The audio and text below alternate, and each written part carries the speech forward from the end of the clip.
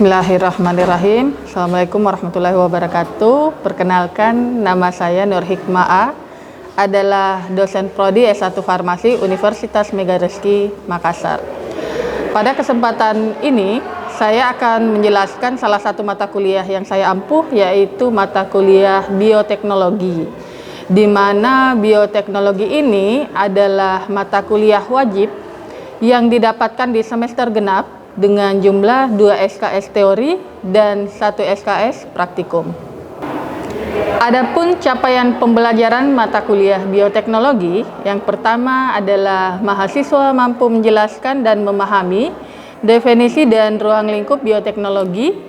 Kemudian yang kedua adalah mahasiswa mampu mengetahui teknik rekayasa dan terapi genetik. Yang ketiga, mahasiswa mampu mengetahui tentang vaksin dan teknologi produksi protein rekombinan. Dan yang keempat adalah mahasiswa mampu mengetahui dan memahami tentang tanaman transgenik. Berikut ini saya akan mendeskripsikan tentang mata kuliah bioteknologi, yaitu ilmu biologi yang mempelajari tentang pemanfaatan makhluk hidup seperti bakteri, virus, dan fungi untuk menghasilkan barang atau jasa yang bisa digunakan oleh manusia. Adapun ruang lingkup bioteknologi ini terbagi atas dua, yaitu bioteknologi tradisional dan bioteknologi modern. Bioteknologi tradisional seperti pada pembuatan produk fermentasi, contohnya tempe, keju, yogurt, dan lain-lain.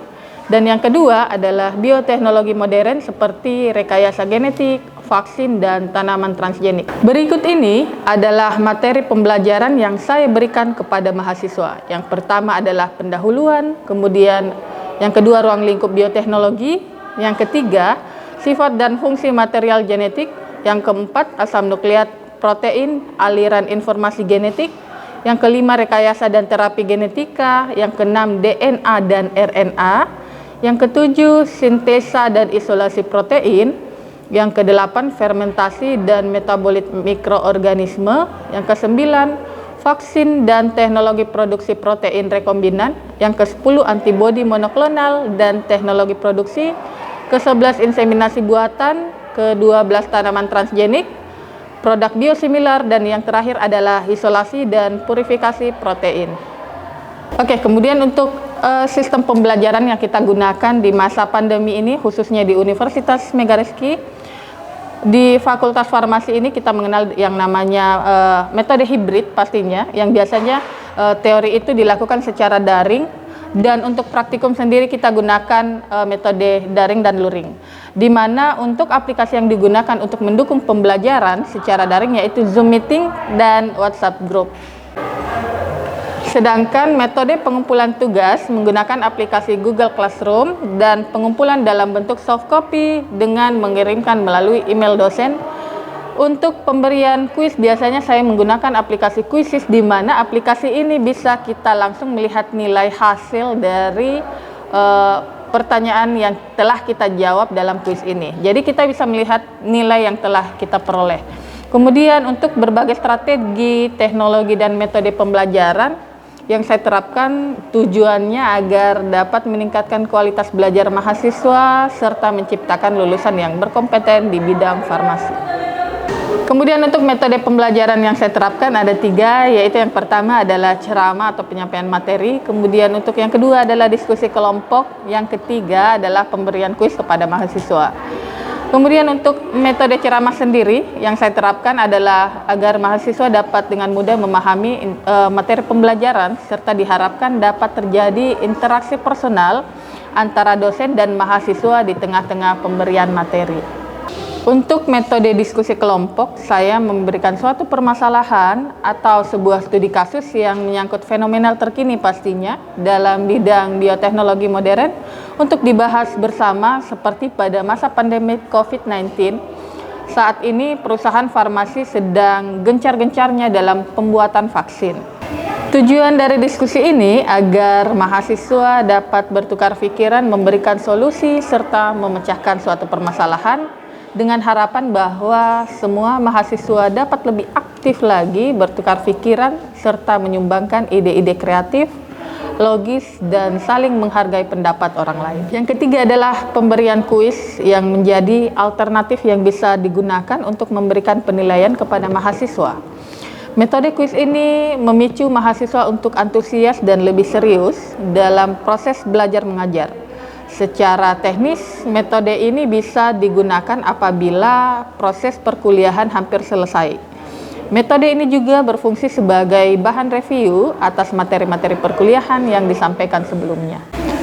Untuk mempermudah penyampaian materi, saya selalu mempersiapkan dari menyiapkan bahan ajar berupa slide presentasi, buku ajar atau handbook yang sesuai dengan RPS. Kemudian, dalam kegiatan praktikum, saya menyiapkan buku penuntun praktikum agar menuntun mahasiswa dalam pengolahan praktikum bioteknologi.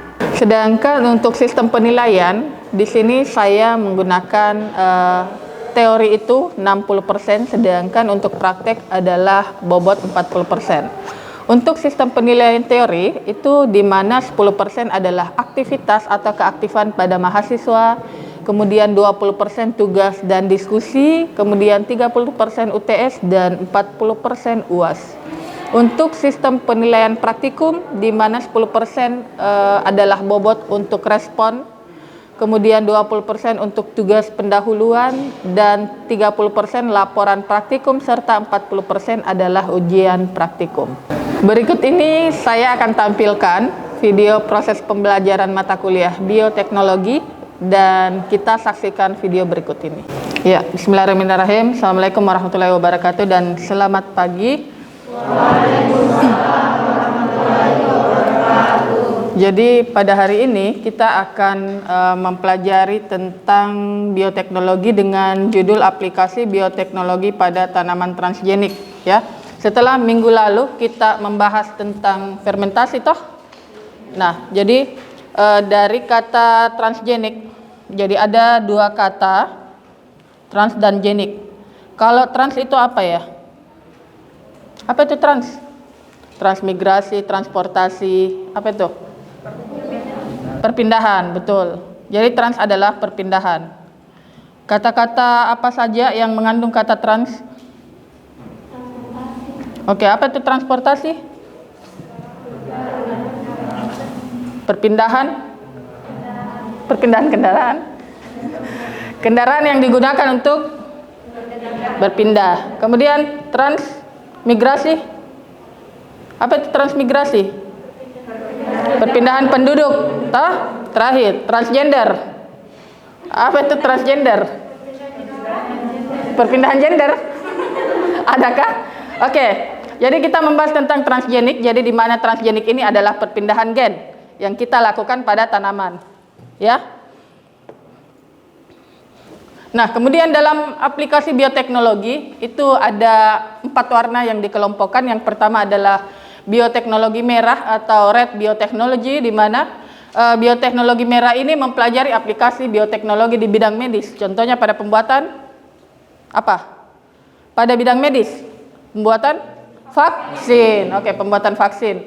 Kemudian yang kedua adalah bioteknologi white atau gray atau bioteknologi putih, di mana bioteknologi ini dikelompokkan pada pengaplikasian industri seperti pengembangan dan produksi senyawa yang melibatkan hamir, ya, mikroorganisme yang namanya hamir. Kemudian yang ketiga adalah bioteknologi biru atau blue biotechnology, disebut juga bioteknologi yang pengaplikasiannya itu di perairan yang mengendalikan proses-proses yang terjadi pada lingkungan akuatik. Ya, silahkan dicatat dulu. Kemudian yang terakhir adalah bioteknologi hijau, itu bioteknologi yang berhubungan di bidang pertanian, ya, dan peternakan. Jadi hijau ini terbagi atas 2 bidang, ada yang bidang pertanian dan ada yang di bidang peternakan.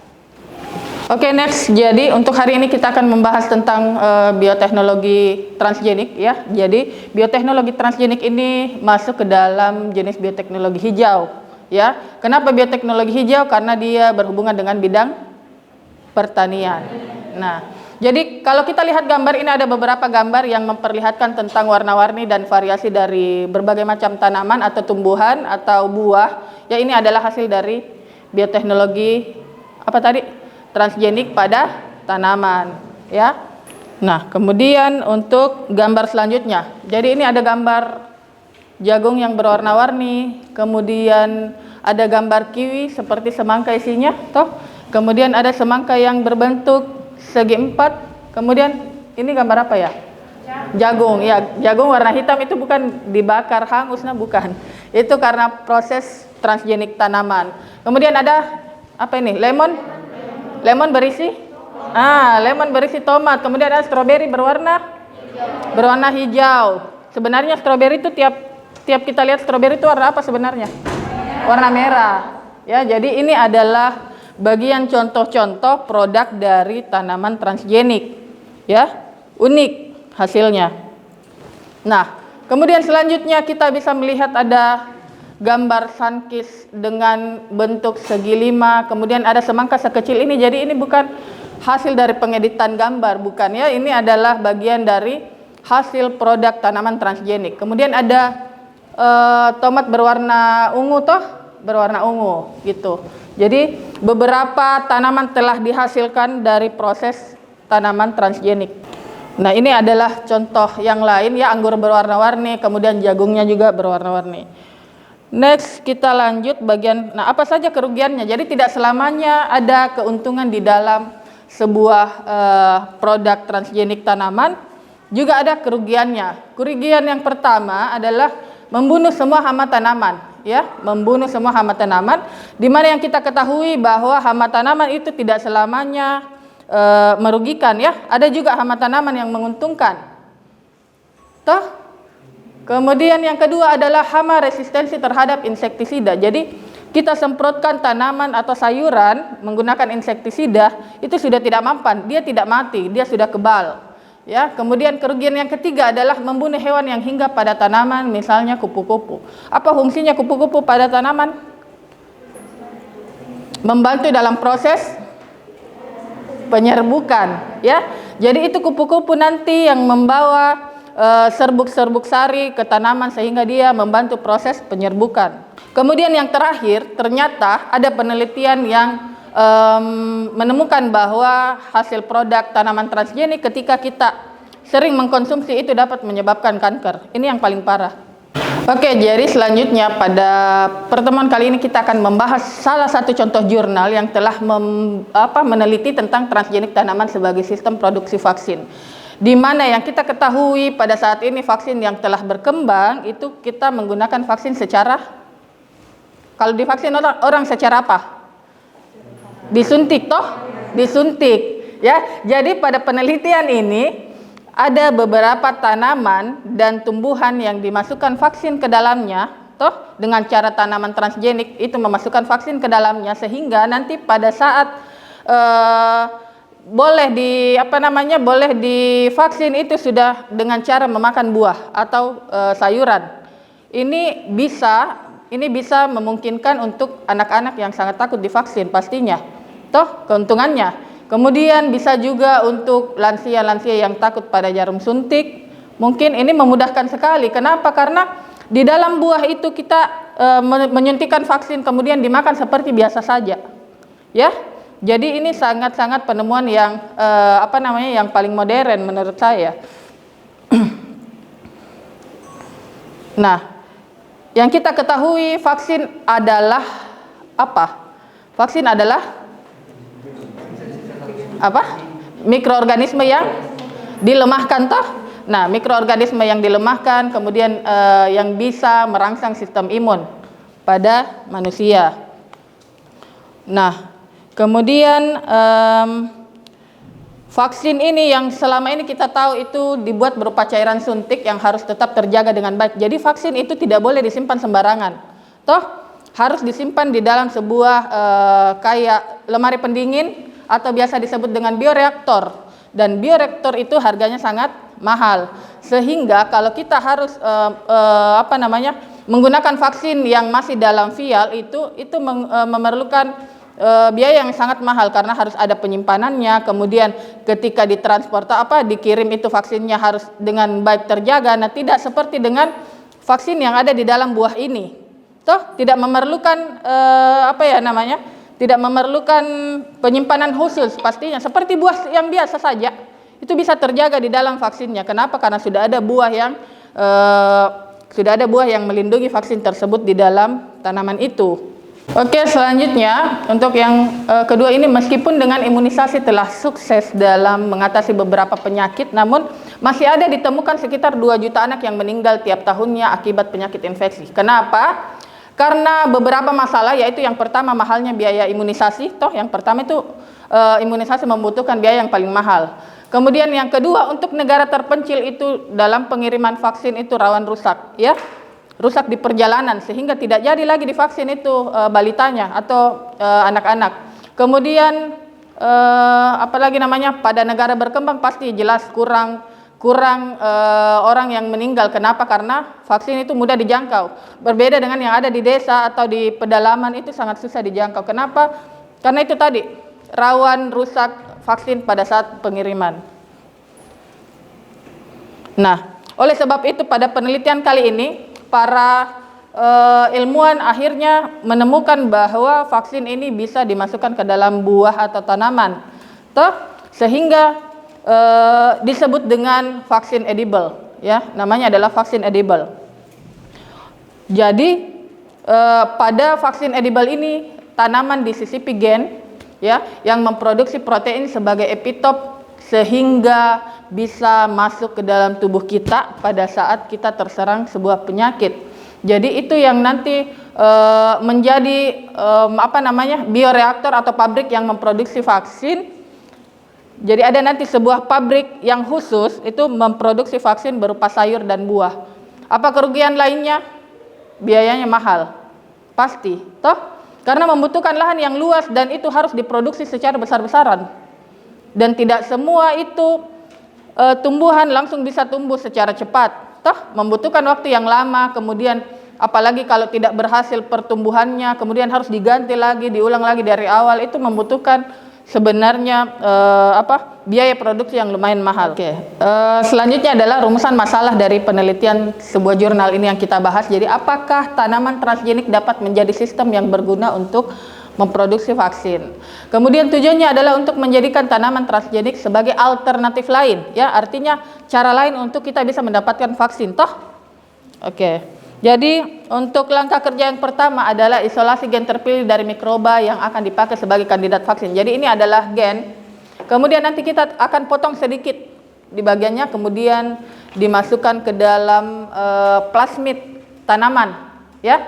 Jadi gen ini yang bisa berfungsi sebagai vaksin kita potong, kemudian kita masukkan ke dalam plasmid sebuah tanaman yang akan kita jadikan vaksin edible, ya. Kemudian setelah itu kita transformasikan plasmid rekombinan ke dalam sel inang, kemudian kita biarkan, kelihatan kan? Jadi kita potong dulu sedikit ujung daunnya, toh, mau dilihat, dibiarkan apakah dia bisa tumbuh atau tidak. Tidak langsung pada tanamannya, tapi kita biarkan dulu sedikit. Kemudian kita seleksi sel tanaman transgenik yang tumbuh dalam media plus herbisida. Ada yang bisa tumbuh, ada yang tidak bisa tumbuh, ya. Nah, kemudian setelah ada yang berhasil tumbuh, ini seperti ada gambar. Kemudian biarkan tanaman transgenik dalam media buatan itu ternyata bisa tumbuh. Kemudian kita lanjutkan untuk untuk menanam dan akan terbentuk sebuah buah yang sudah ada vaksin di dalamnya. Kenapa? Karena sudah tadi dimasukkan gen di dalam plasmid tanaman. Kemudian setelah tumbuh, pindahkan tanaman transgenik dan tanam di habitat aslinya. Jadi kita tunggu sampai dia tumbuh dulu tadi di dalam sebuah wadah. Kemudian setelah dia tumbuh kita pindahkan ke tanah asli. Ya, kita tunggu dulu sampai tumbuh. Kemudian kita menguji aktivasi biologik, kemudian keamanan, alergisitas, dan efikasi pada hewan percobaan. Jadi setelah berhasil tumbuh, setelah berhasil ada vaksin di dalamnya, tidak langsung serta-merta bisa kita konsumsi. Kemudian pasti kita uji cobakan dulu. Ada uji coba praklinik, ada uji coba? Klinik. Kalau praklinik kita uji cobakan kemana? Hewan coba. Kemudian kalau klinik? Pada manusia. Nah ini. Kemudian setelah uji klinik pada manusia itu ternyata ada 4 fase toh yang kita pelajari kemarin di farmasi industri. Betul. Nah, setelah dilakukan semua pengujian, yang terakhir adalah vaksin edible sudah siap dikonsumsi. Jadi begitu banyak proses yang harus kita lalui, kemudian harus menjadi sebuah vaksin. Ya, iya. Jadi yang terakhir adalah hasil penelitian dari jurnal yang menyatakan bahwa ternyata transgenik tanaman umbi kentang dengan menggunakan antigen bakteri patogen ternyata bisa merangsang respon imun ketika diberikan sebagai makanan pada tikus. Artinya berefek pada hewan coba toh, berefek pada pengujian setelah pengujian praklinis itu sudah bisa diujikan pada manusia karena ternyata memang berefek.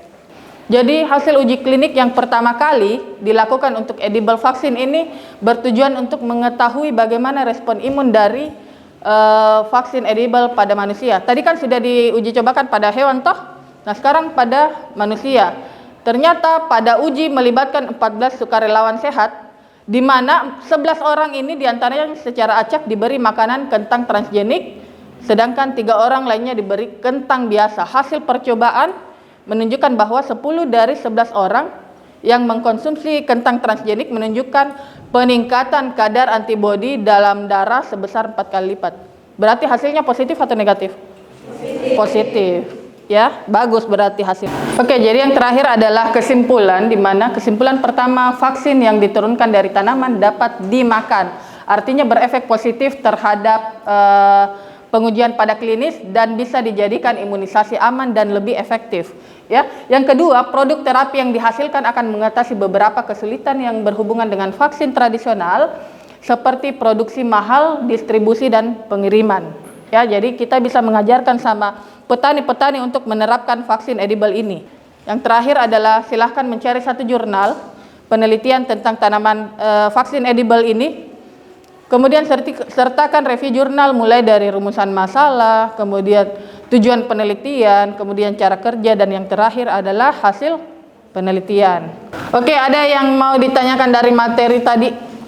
Satu pertanyaan. Oke, silahkan. Bu, saya ingin bertanya, apakah ada bakteri yang bisa digunakan untuk mengendalikan hama dan penyakit tanaman? Terima kasih.